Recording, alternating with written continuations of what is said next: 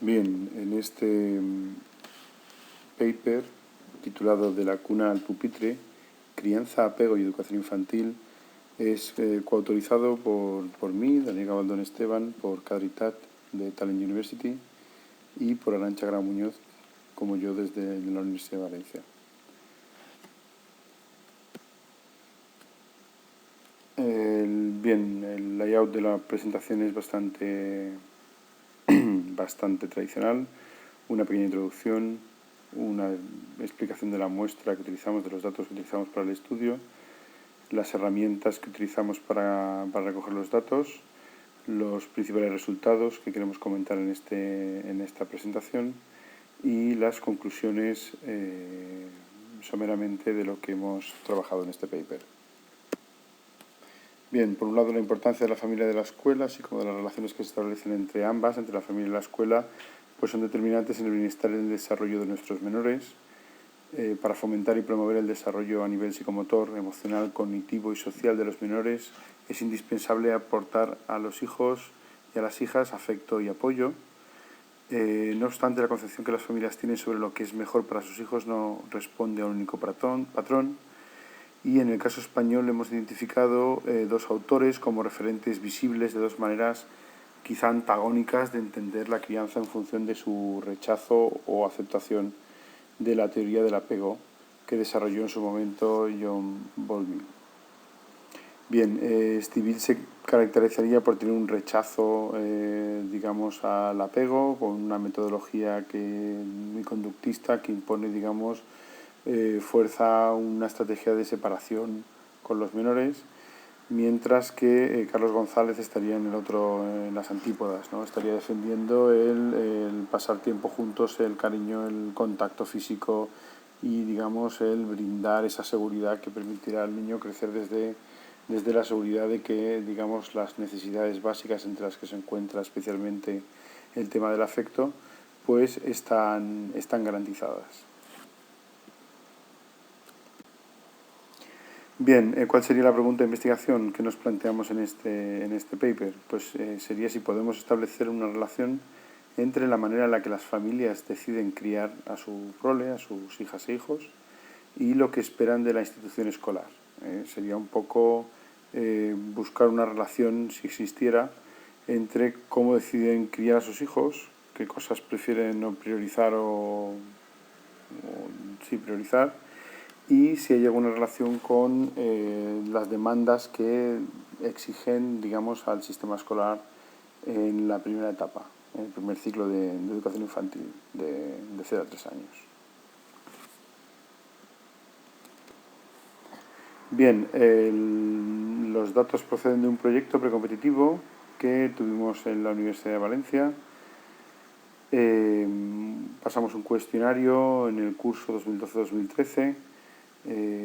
Hicimos una campaña para tratar de conseguir la participación del mayor número de escoletas infantiles en la ciudad de Valencia. Habían 192 centros de educación infantil registrados, 181 privados y 11 públicos.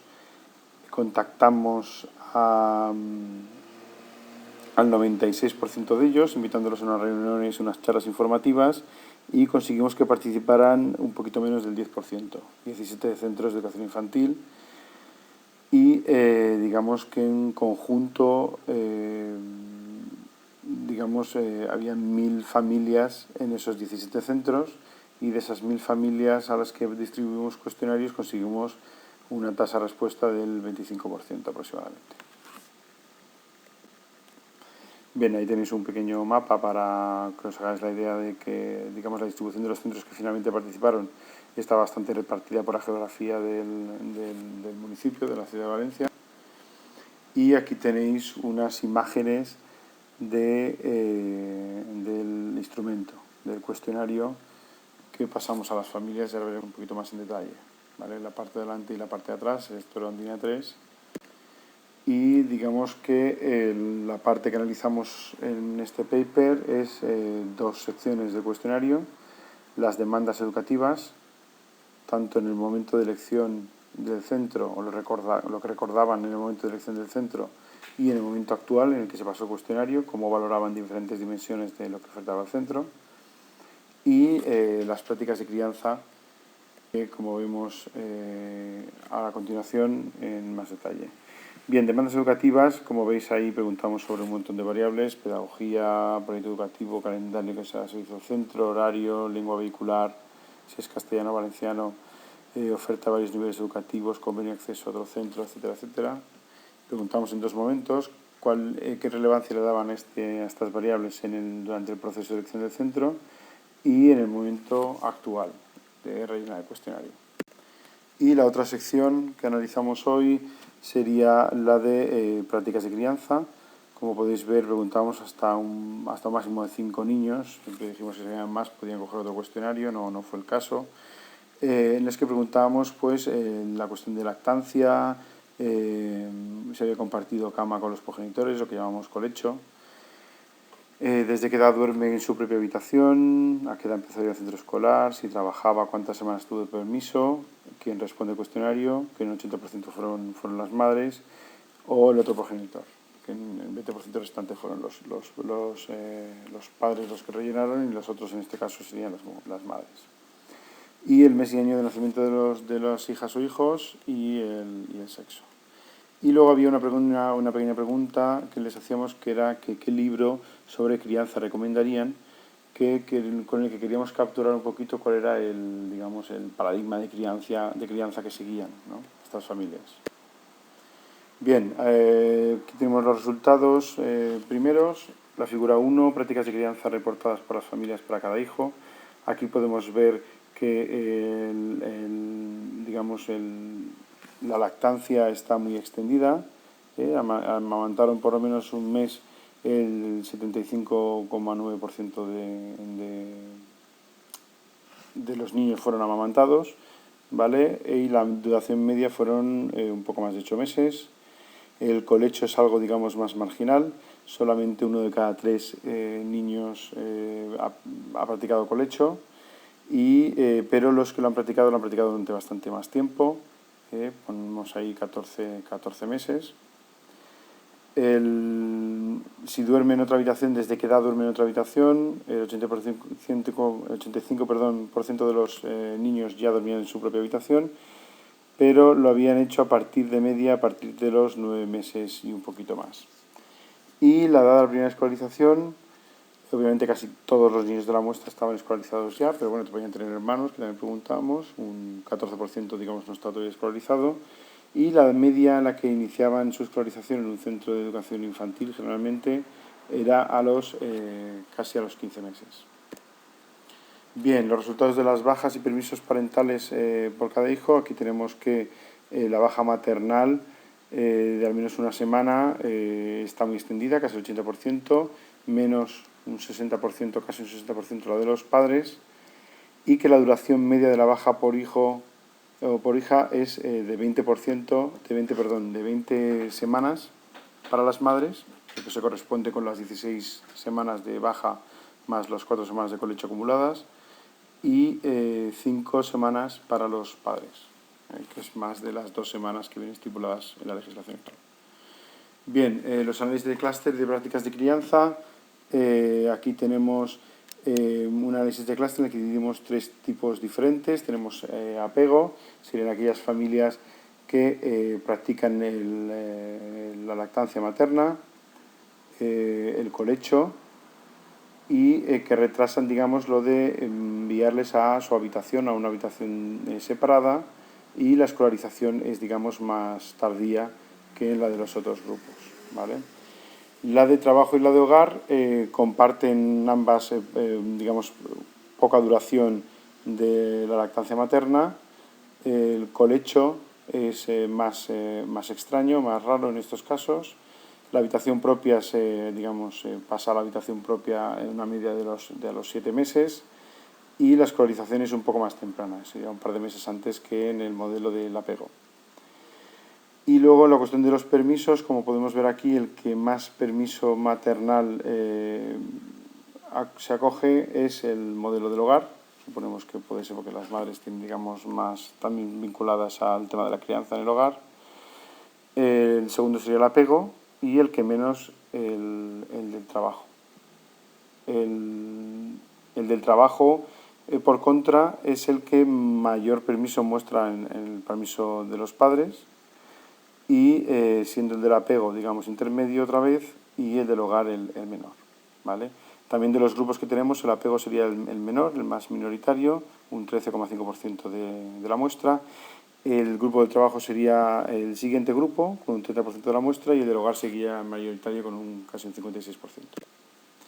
Bien, los resultados de la literatura, no me voy a enredar porque voy un poco mal de tiempo, pero básicamente los libros que referenciaban los diferentes grupos, pues una preeminencia de los libros en el del apego, de los libros, digamos, de Carlos González, de Rosa Jové, digamos, de todas estas autoras que tratan, digamos, de potenciar el tema del apego y de la crianza, digamos, con apego. La literatura recomendada por la gente que se vincula más al de trabaja sería más variada. Aquí vemos también Carlos González, vemos también digamos, el que está las antípodas que comentamos antes, la de Estivill, ¿verdad?, la de Duérmete, y digamos otra serie de libros más relacionados pues con la pediatría, con consejos, digamos, más sobre padres, relaciones entre padres e hijos, etcétera. Y el grupo del hogar pues sería un poco más parecido al anterior, quizá más peso otra vez del Carlos González, ¿no?, sus libros sobre Bésame mucho, etcétera, pero también Estivill y muchos otros que, digamos, no están tan clasificados en uno u otro lado. Por último, los resultados de demandas educativas. Esto, digamos, lo presentamos, esta sección la presentamos los resultados en el congreso del año pasado, por lo tanto no me extenderé. Son las variables que hemos hablado antes de elección de centro escolar y, digamos, los factores que sacamos de distinción, inmediatez y pedagogía en función de las variables que, digamos, se agrupaban en cada uno de estos factores. Bien, al cruzar estos factores, que digo ya explicamos el año pasado, con los de este año, con los que hemos visto de apego, trabajo y hogar, vemos que, de manera transversal, la de distinción es la que menos soporte consigue, la más marcada sería la de inmediatez y una intermedia sería la pedagogía. Digamos, si miramos a la manera más vertical, podemos ver que las del apego son los que menos valoran cualquiera de ellas tres en relación con las otras. Podemos ver que hay diferencias significativas entre los diferentes grupos y esto podría ser debido, como comentamos en las conclusiones, a que la relación entre los tres factores indicados y los tres modelos obtenidos en el análisis de clúster muestran que la menor valoración se da entre aquellos individuos del modelo apego a cualquiera de los tres factores identificados, que podría deberse, como decía, a que no encuentran en la oferta escolar aquello que ellos buscaban o que está más relacionado con su concepción de lo que debería ser la crianza a edades tempranas. Otros de los resultados que apuntamos aquí son que el análisis de las referencias recomendadas por los propios encuestados es consistente, siquiera de manera tentativa y a falta de un análisis más detallado con, digamos, los modelos que hemos planteado, sobre todo con el primero, con el del apego, y que las diferencias halladas en torno a los modelos de crianza destacan la lactancia limitada en cuanto a la duración general, quitando el primero del apego, los otros, la lactancia está en torno a los 6 meses, que sería estrictamente lo que la Asociación Española de Pediatría recomienda como lactancia exclusiva materna, ¿no? Mucha gente cuando se acaba la exclusiva materna ya directamente la va dejando. Y incluso la que hablamos de apego es menor que los 2 años que recomienda la Organización Mundial de la Salud.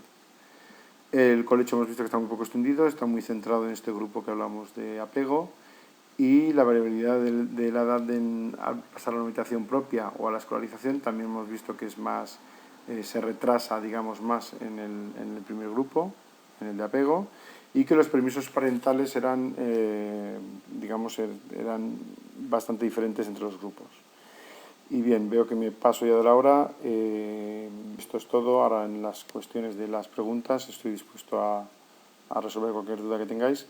Y gracias por vuestra atención. Muito obrigado pela súa atención.